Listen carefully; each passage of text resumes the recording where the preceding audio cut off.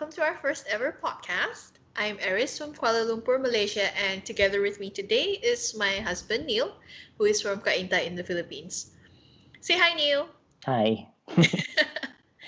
We have been married for 6 months now, and prior to that, we were in a long distance relationship for about 3 years. Yeah, and thanks to this pandemic situation, we are stuck in our home countries and we are not together and instead we are recording this through Skype. Yeah, so we thought like since we're both stuck in our homes, it would be a good idea to just do something together. We have talked about having like a podcast kind of thing for a pretty long time, but we just never really got down to it. Yeah, because And yeah, we're really enjoying talking about history and culture and food wherever we go. Even if it's like just a few kilometers from her house, we would just talk. It would have been nice if we were actually recording it. So now we're actually doing it. yeah. So what we're going to be talking about today is going to be about long distance relationships in the time of quarantine. So I'm sure a lot of international couples they're going through the same thing that we're going through now, especially with travel restrictions in place. Now, just to give everyone a little bit of context, Neil and I registered our marriage here in Malaysia in November last year, and we had a ceremony in February of 2020. And before that, we were in a long distance relationship for 3 years, with either I would either fly to Manila or he would come here to visit me for a few weeks to a few months. Now, the initial plan after getting married was to apply for a spouse visa, or what we call here a long term social visit pass, after a 6 month cooling off period, because that's required by our local authorities. And based on our November registration date, the earliest we could apply for the visa would be in May of this year. Well, today is the last day of May, which would allow him to stay here between 6 months to a year so we don't have to like keep flying back and forth. But then, the whole pandemic happened, and then now we're basically stuck in different places. So I'm here in KL and Neil is in the Philippines. But how is the current situation in the Philippines, like where you're living in Cainta? Well, tomorrow it's going to be generally GCQ everywhere, is meaning we're going to ease down on the lockdown situation. Businesses are back, but transportations still are limited. And I guess a lot of people are still stuck at home, especially like 21. If you're, I think 21 years old or below, you still should not be going out unnecessarily. And also for the senior citizens, which are 60 years old and above, should be staying at home unless it is a really important errand. I see. So in Malaysia, we also have this thing called a CMCO, which is a what is it again? C is conditional movement control order. So on 18th of March, we had this thing called MCO, which is similar to your ECQ. I don't know what is it with all these like three-letter descriptions. Like in At Singapore, least in Singapore is circuit break. You have circuit breaker, and then you have MCO here, and then you have the ECQ there, and I don't know, BBQ or whatever. So the MCO started here on March 18, which lasted for about a month.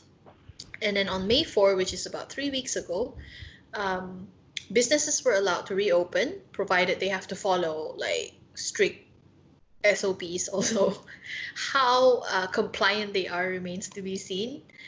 Travel interstate is not allowed. International travel is not allowed, although like travelers coming from Malaysian travelers coming back, they have to undergo this like 14-day mandatory quarantine. So are there things that they could do better? Yeah, in my opinion, yes, but that's for another day. But anyway, you came to Malaysia in February for our wedding ceremony. Um, were you worried when you were traveling during that time?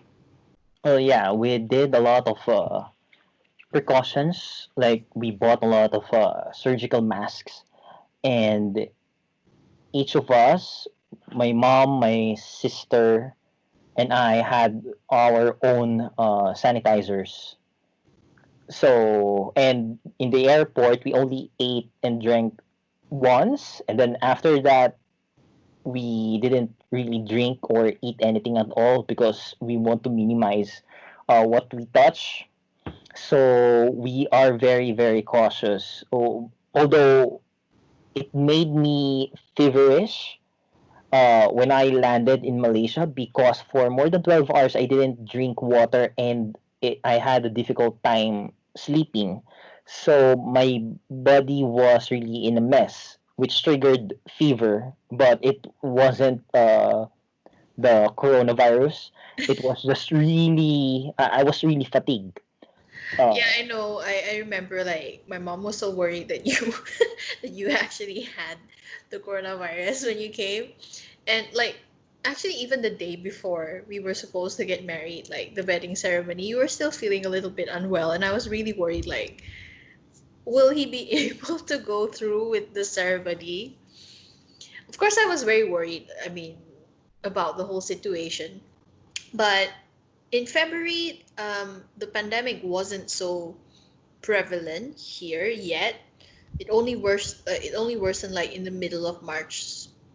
I was actually more worried about having to cancel the whole wedding ceremony because obviously it cost a lot of money, having to rent the restaurant and then rent the dresses and stuff. But of course, I was also worried about you and your family traveling here at the time. But I'm glad that we actually went through it. Yeah. yeah, actually, we were lucky in a way. If you think about it, this year has been really bad. But if we've done the ceremony earlier, it's still something that is worrying because we had the eruption of the Taal volcano, Mm. and for a few days, our international airport is shut down. Mm-hmm. So imagine if it was during that day or week, it's troublesome because I might be stuck here during our wedding. Yeah. So there was a And you only really came like a small few period. days before the wedding ceremony, so I was very worried, like, oh my God, if he missed his flight or something happened, and he would miss the entire wedding ceremony, and then I would be like, hi guys, everyone, the groom is not able to make it, so let's just continue eating and drinking. Yeah. But I mean, even before the whole pandemic, we were in a long distance relationship for a very long time, 3 years. So do you think that the pandemic has actually changed the way we communicated, especially since, like, the initial plan was for you to come here so that we would be able to spend time together, but then again, now it's just like how we were for 3 years. So do you think that it has changed the way we communicated? Well, it didn't, which is really disappointing because for after 2 years or close to 2 years when we were still dating and not Three. deciding, no, I mean while we were still on that period where we were dating, we were talking about our marriage already. Mm-hmm. And last year, uh, I started moving back and forth, Malaysia and Philippines, more often than before. Before it was either you coming here or me going there, right? Yeah. But last year it was really more of me going there, and I did enjoy it. And I thought that it was the beginning of this change where we are talking like this every night and every morning, and during the day, the rest of the day, we're just texting and exchanging memes. So I was really prepared for us being together. And now we are back to how it was then, talking online. But at least you're married. Yeah. Okay. Well, yeah, I mean, as you said, it was a bit disappointing, but we waited for 3 years, so maybe 1 or 2 years. Of course, I don't hope that it would last that long, but maybe 1 year or more wouldn't make much of a difference because we're already used to it. Well, yeah. I just hope that economically we are prepared in the future because with along with this pandemic, also economic depression is here already, I guess. Yeah. So it will affect how we are prepared by the time that things are back to normal because financially we might not be ready for it. I mean, me going there. Well, yeah. I mean, well, that's for another topic. But anyway, coming back to what we were talking about earlier. So, for some couples, physical intimacy is important. Like for yourself as well, I know that your top love language is actually physical touch. So, how has it been like dealing with not being able to, physically be with me? Well, I'm very, very disciplined, so it wasn't really a problem. Um, but my concern is more of you because I don't know how I can. I know you like things to be in constant improvement, or you want new things. You want to be consistently interested with the person. So Yeah, that's true. it's really, really difficult to reinvent yourself through long distance relationship. Mm-hmm. So yeah, that's more of my concern, not me thinking about what I want. It's more of what you want. And I guess it also helps because when we were dating, or at least in the dating phase, we knew each that we wanted to get married. We wanted to be together. So we had our goals. We had the same goal, and yeah, we are married, but now it's the next phase where we just have to hang on and process the papers to for me to move there permanently. So Yeah. Well, I, I think it also helps that we're both like pretty introverted people and we need space from each other. So we're comfortable in each other's presence, but we're also okay with giving each other some personal space. Like, I like to go watch movies alone and do stuff alone, walk around alone. So I think that also helps in a way. You don't have to constantly stick to each other in order to have a good relationship.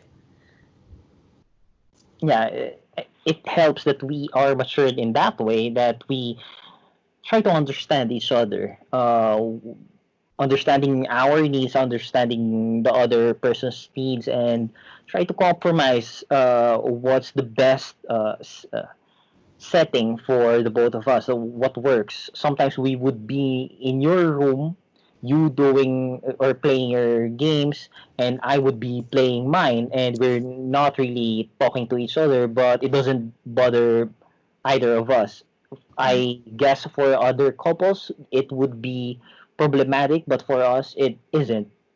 As long as we are in the same room, we are fine with it. But how do you suggest, say, for example, I mean, that's in our situation, right? But there are some couples who are in a long distance relationship and they get worried about their significant other actually straying, basically. Like, they're worried that they might look for another boyfriend or another girlfriend when they're not constantly, like, together. Do you have that Well, kind of worry? it's not only about for long distance relationship. In general, in relationship, these things would be uh would help uh couples maintain their relationship in a healthy level. So one is sincerity, and communication. Every time we talk, we are sincere with what we want to say, our affections to each other, and communication alone is not enough. Yeah, we do talk a lot every night, and in the morning, and sometimes we would chat or send memes during the daytime. But I think because we are sincere of our feelings towards each other, it helps. We don't need to talk about serious stuff. We don't need to talk about funny stuff all the time. So yeah, I guess that's the key to a healthy relationship. Whether you are in a long distance relationship or not, it's about communication and sincerity. Very good answer. Okay, so distance makes the heart grow fonder, or out of sight, out of mind. Which saying do you agree with? I'm not going to directly answer that question because for me, just because I don't see you, remember for a few days I didn't have an internet, which I tried my best to uh, keep myself sane because no internet, and there's not much things to do or watch on TV. So for a couple of days, I tried to be in the not be bored. So I haven't seen you and or talked to you for during those days, and my feelings for you did not lower decrease or Increase. increase. Anyway, so yeah, and actually every time that we see each other in person for a long time, my thinking is not really me being awkward to you or like worried about how am I going to act towards you, but it's more of for a split second thought every time I see you before I actually touch you or hug you for the in the airport. My thoughts would be, does she still feel the same towards me? Would it be awkward for her if I hug her, hold her hand, kiss her, like that? So for me, I'm not worried whether I don't see you or talk to you for a long time. It's more of me being worried about your feelings towards me. So for me, I'm very secured of my feelings, of my emotions towards you. Aw. Okay. Okay, that's good to hear. Okay, what are you most looking forward to once this whole pandemic is over and we're able to travel again? Us uh, going around your town, eating food, even just for a few kilometers from your house, eating, that's what I look forward to. And I want to record. Uh, I was planning even before to record a video, but I don't have the proper tools because my hands are shaky, so I couldn't properly record or document our travels and our conversations. So now what I look forward to is documenting those stuff, recording those stuff, and probably uploading it in the internet so that someday it might be useful for us, maybe for other people. I don't know, but for me, I want uh, us documenting those memories. I don't want those experience just to stay in our minds, but I want other people to see it. That's it. Okay, or it's also something that you can show to our grandkitties, like, you know, your grandparents used to be this cringy. Yeah, or maybe whenever we fight, I show you that video, see how sweet we are. So maybe we can go back to this moment. Mm. Okay. So that's your arsenal. Okay, what is your advice for other couples who are in a similar like predicament like what we are going through right now?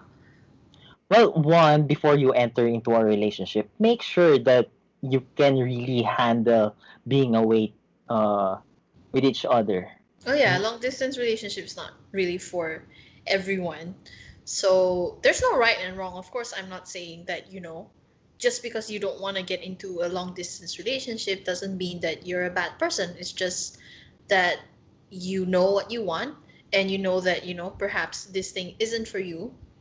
So if you know that it's going to cause a lot of problems, perhaps, this might not be the best option.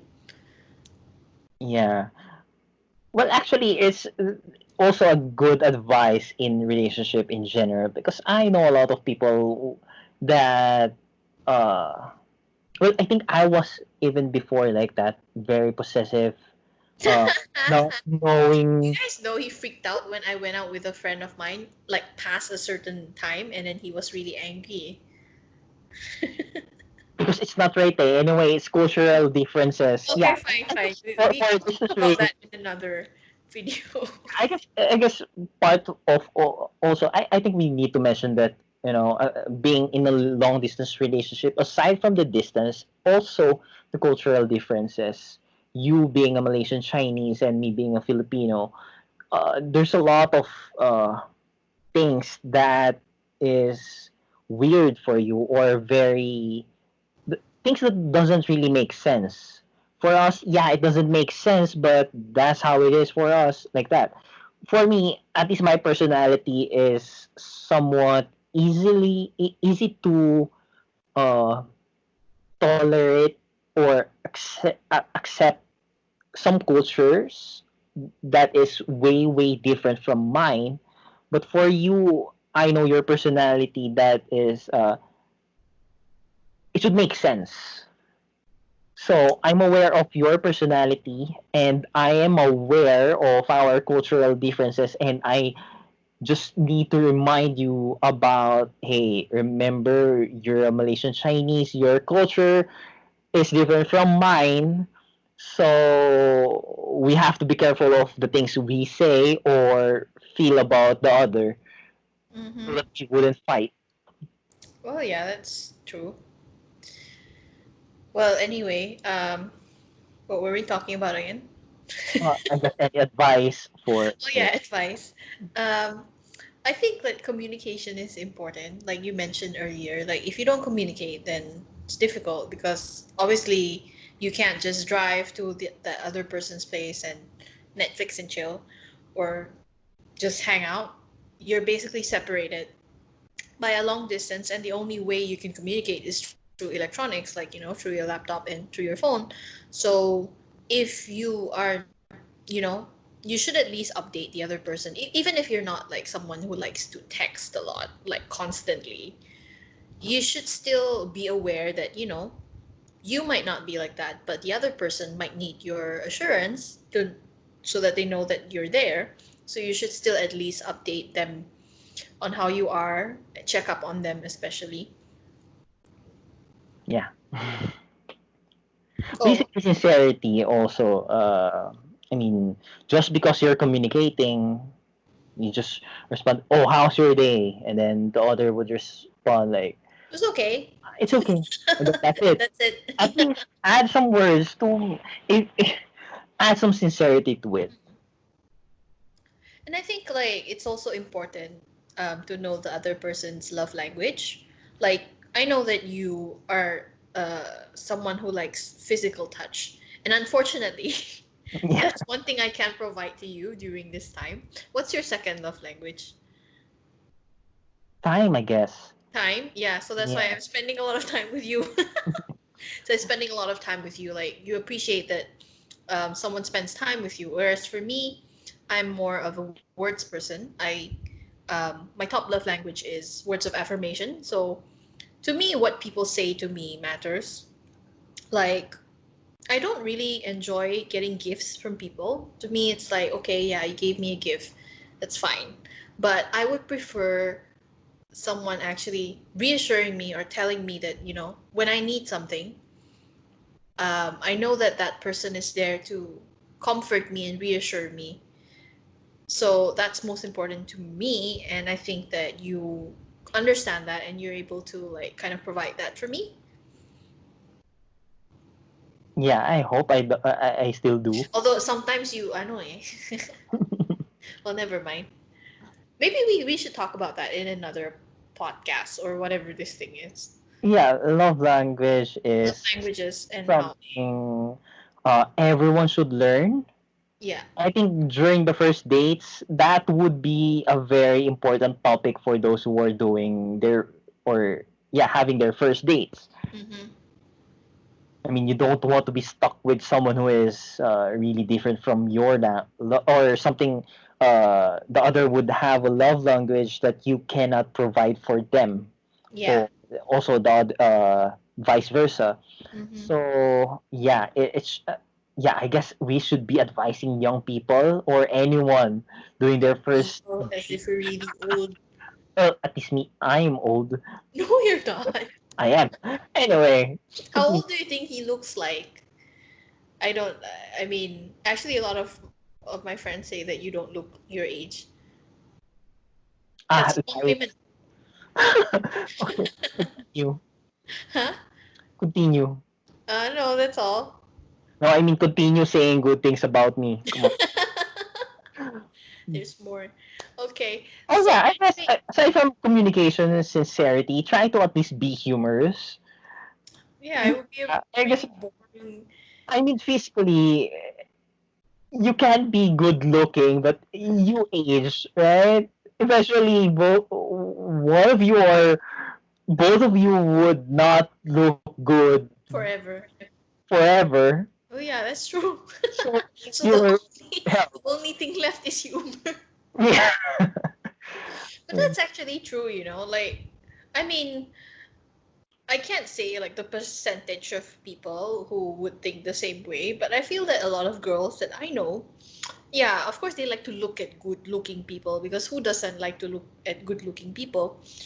But at the end of the day, what they're looking for is really guys who can actually make them feel comfortable.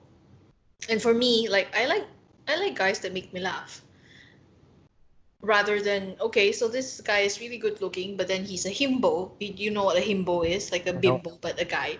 well, So if he's a himbo and he's only good for looks, then eventually there wouldn't be much to talk about, and it would just be like a very superficial kind of relationship. yeah. Well, for those guys who are worried that they don't have they're not very they don't have a sense of humor. That's not. I don't think it's true. I think everyone has a sense of humor. It's just that your sense of humor might be different from the other person. So it's you just need to look for someone who has the same sense of humor.